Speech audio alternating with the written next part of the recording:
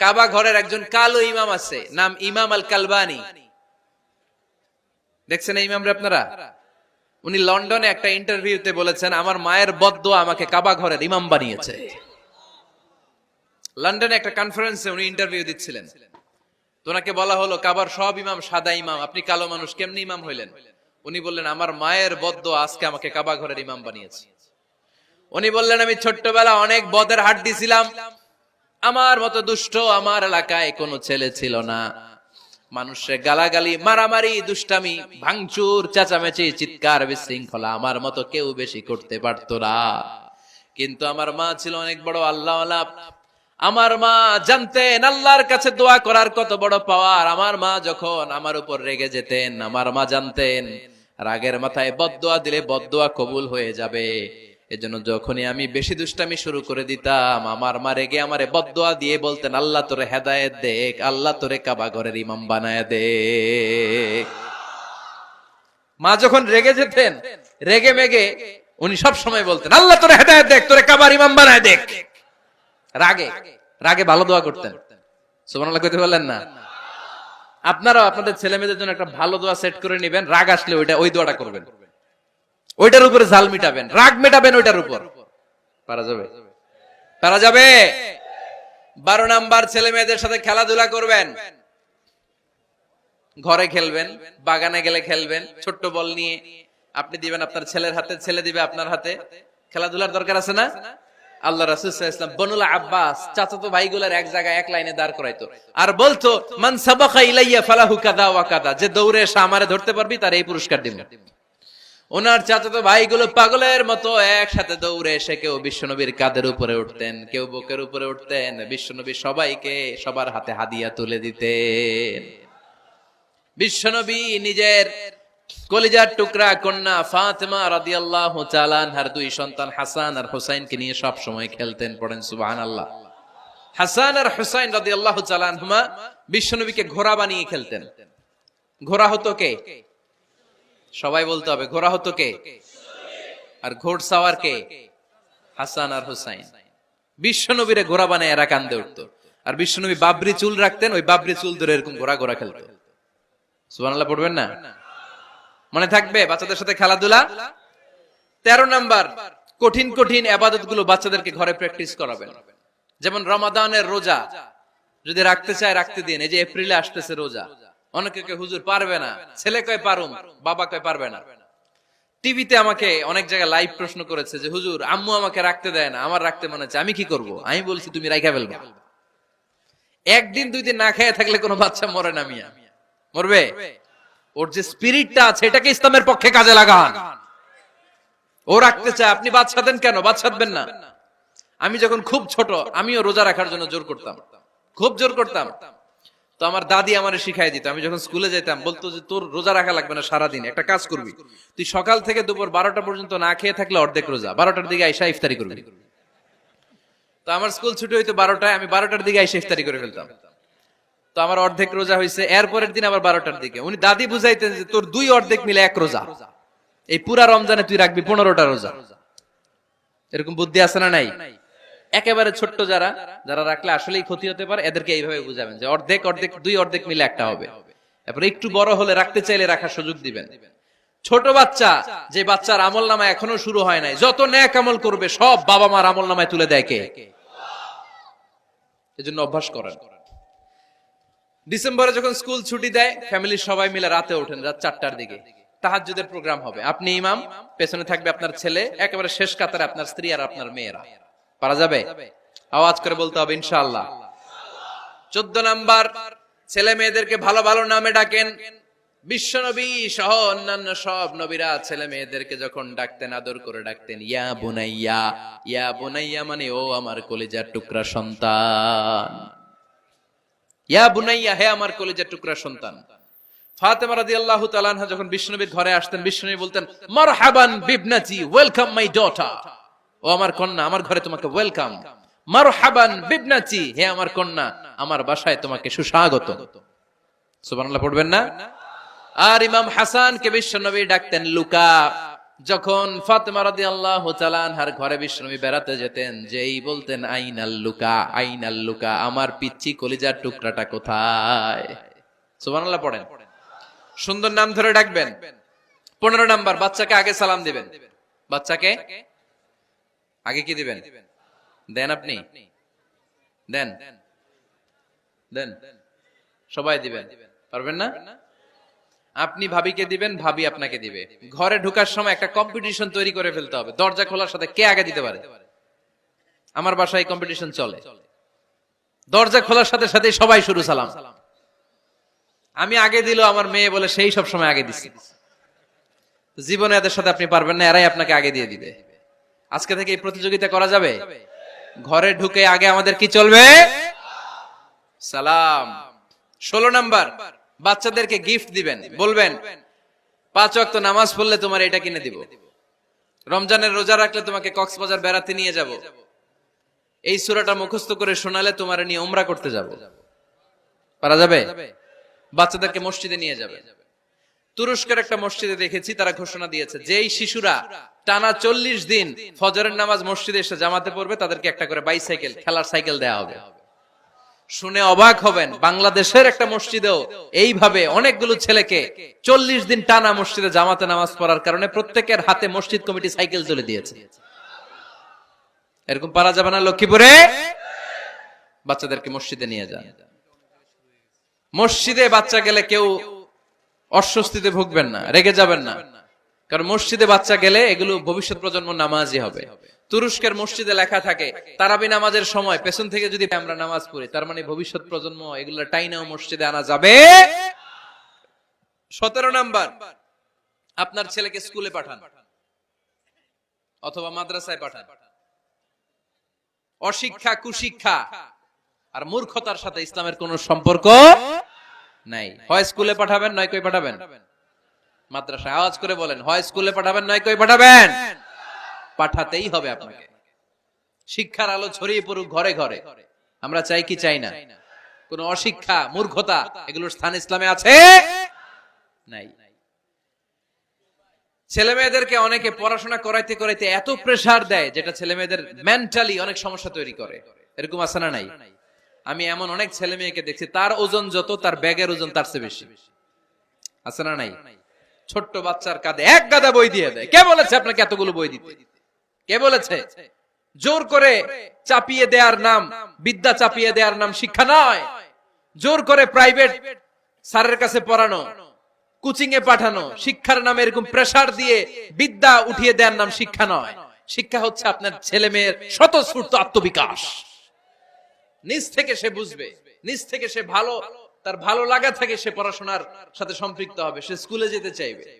পৃথিবীর এমনও অনেক স্কুল আছে, পৃথিবীতে ইউরোপ কান্ট্রিতে এমনও অনেক স্কুল আছে, যেদিন তাদেরকে ছুটি দেওয়া হয় সামার ভ্যাকেশন, ওই দিন বাচ্চারা সবাই কান্না করে, কারণ কালকে থেকে স্কুল বন্ধ।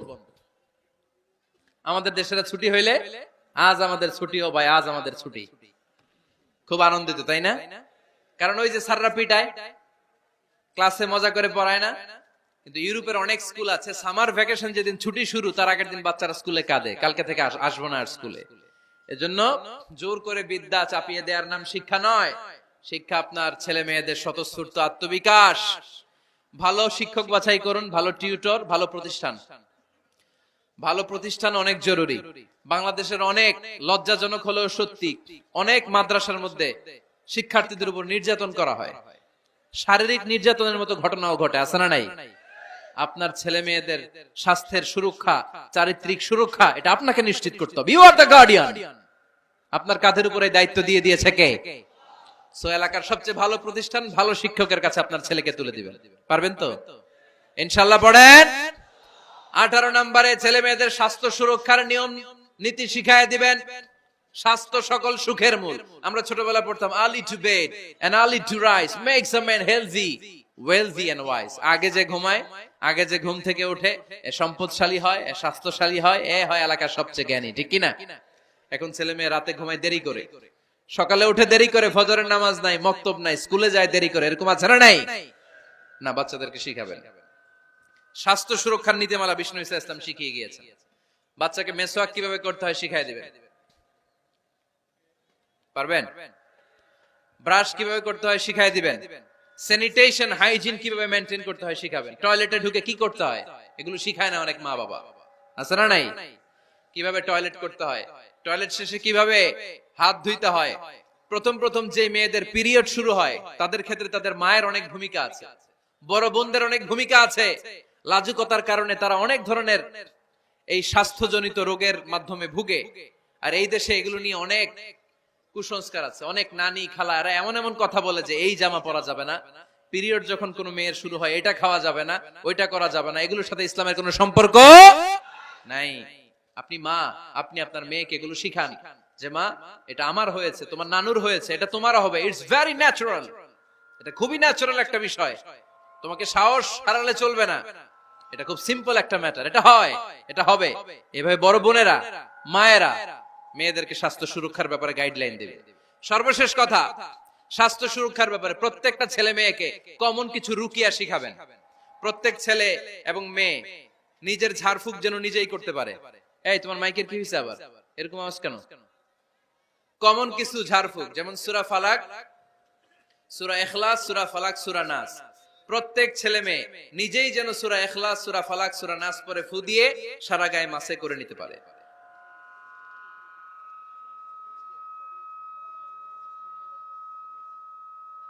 কি মাইকের কি সমস্যা? মাইক পেন আছে?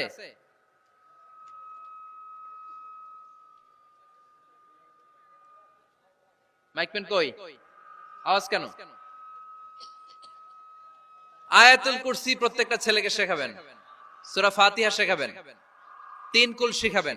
আপনার ছেলে আপনার মেয়ে নিজেই যেন নিজের ঝাড়ফুঁকটা করতে পারে। It's a protection from your Lord, এটা আল্লাহর কাছ থেকে প্রোটেকশন।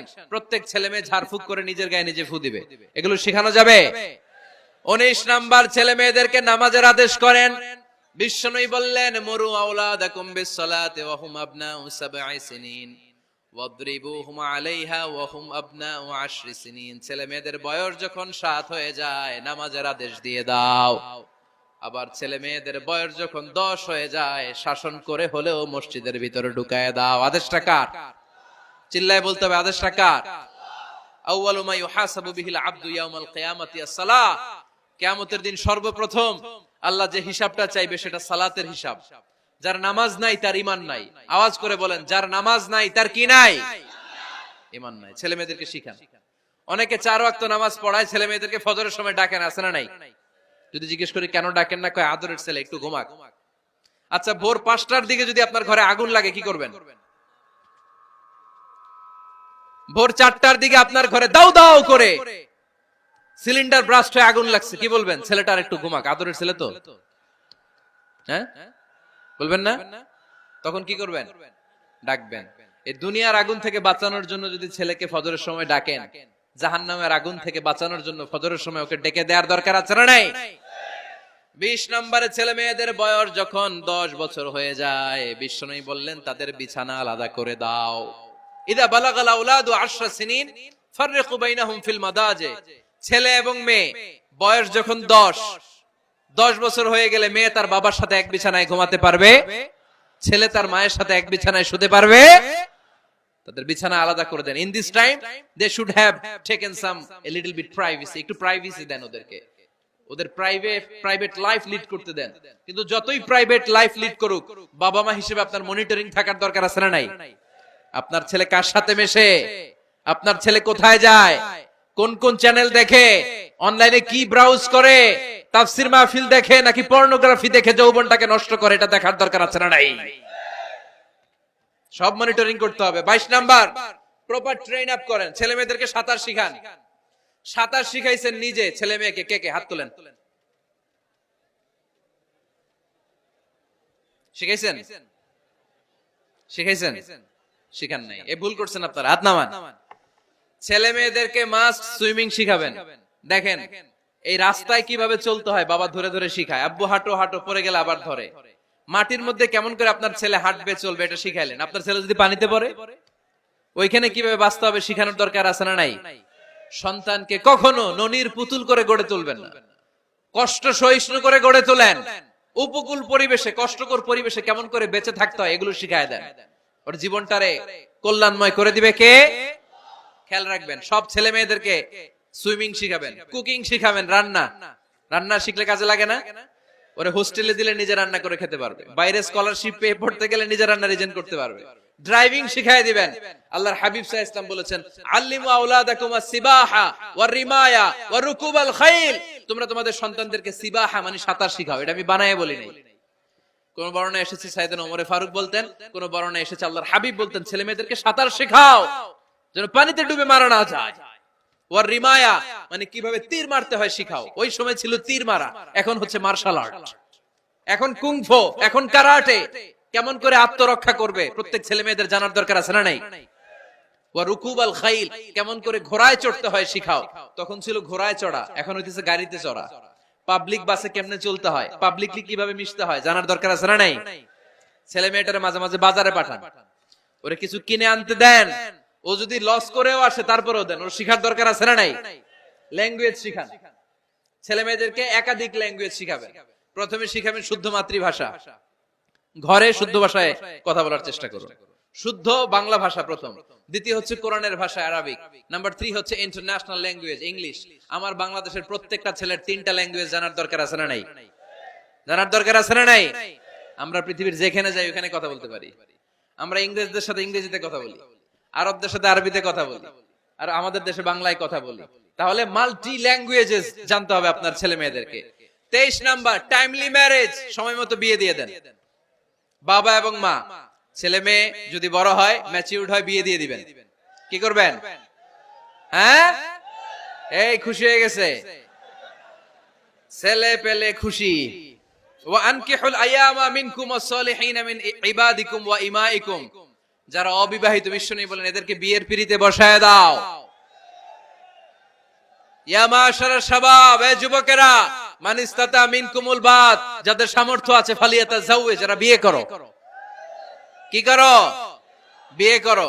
এই দেখেন ছেলে পেলে কত খুশি, এরা বিয়ে করতে চায় কিন্তু বাবা মা বিয়ে করাচ্ছে না। ছেলের বাবা মেয়ের বাবা, ওরা যদি ম্যাচিউরড হয় ওদেরকে বিয়ে করায় দেন। চেয়ারম্যান সাহেবরা কই?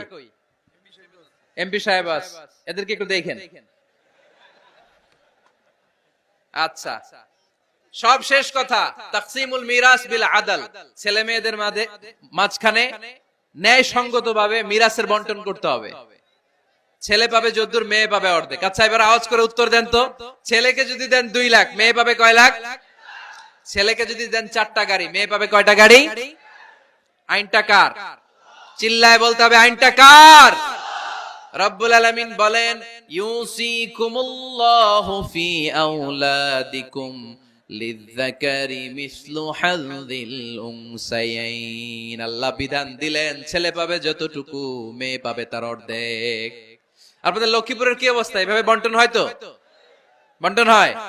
অনেক বাবা আছে, মেয়েরে বলে, মা তোর ভাইরে সব দিয়া দিলাম, তোর লেগে দোয়া করে দিলাম।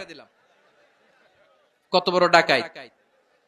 অনেক মা আছে, ছেলের পাতে মুরগির রান দেয়, মেয়ের পাতে মুরগির ঠ্যাং দেয়। আছে না নাই? ওই মা বাবাদের শেষ জীবনটা দেখবেন ছেলের বাড়িতে কাটে না, মেয়ের জামাইয়ের বাড়িতে কাটে। এরকম হয় না?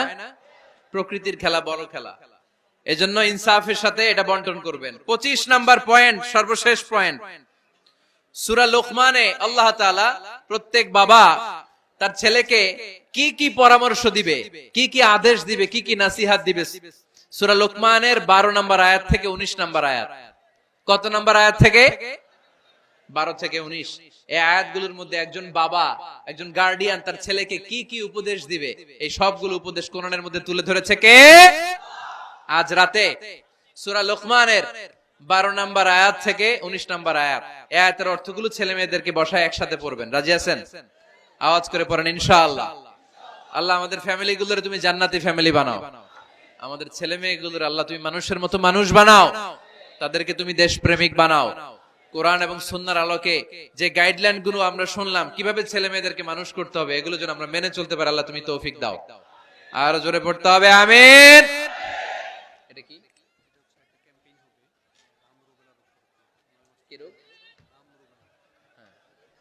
হাম রুবেলা নামে ক্যাম্পেইন 2020।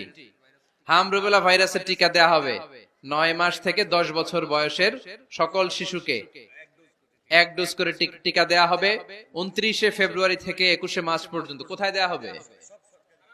সব সরকারি স্বাস্থ্য কমপ্লেক্সে দেয়া হবে। সারা বাংলাদেশে আপনারা আপনাদের স্বাস্থ্য কমপ্লেক্স এবং ইপিআই কেন্দ্রগুলোতে আপনাদের ছেলে মেয়েদেরকে পাঠাবেন। প্রিয় ভাইয়েরা, 25টা পয়েন্ট আপনাদেরকে বলেছি, সবগুলো মনে রাখা সম্ভব না। ইউটিউবের ভাইয়েরা এগুলো আপলোড করে দিবে, বাসায় বসে ভাবিরে নিয়ে ঠান্ডা মাথায় শুনবেন, যার যেটাতে গ্যাপ আছে নোট করে নেবেন। আমরা চাই আমাদের বাংলাদেশের প্রতিটা ফ্যামিলি জান্নাতি ফ্যামিলি হোক। আমরা চাই আমার বাংলার 68,000 গ্রাম থেকে কোরআনের সুমধুর বাণী সকালবেলা ভেসে আসুক। আমরা চাই আমরা একসাথে স্বামী স্ত্রী বাচ্চা কাচ্চা সবাই দুনিয়াতে যেমনি এক ঘরে থাকে, আল্লাহর জান্নাতেও একসাথে থাকবো, ঠিক কিনা? আল্লাহ আমাদের সবাইকে কথাগুলো বুঝার ও আমল করার তৌফিক দান করুক। আমরা পড়ি আমিন।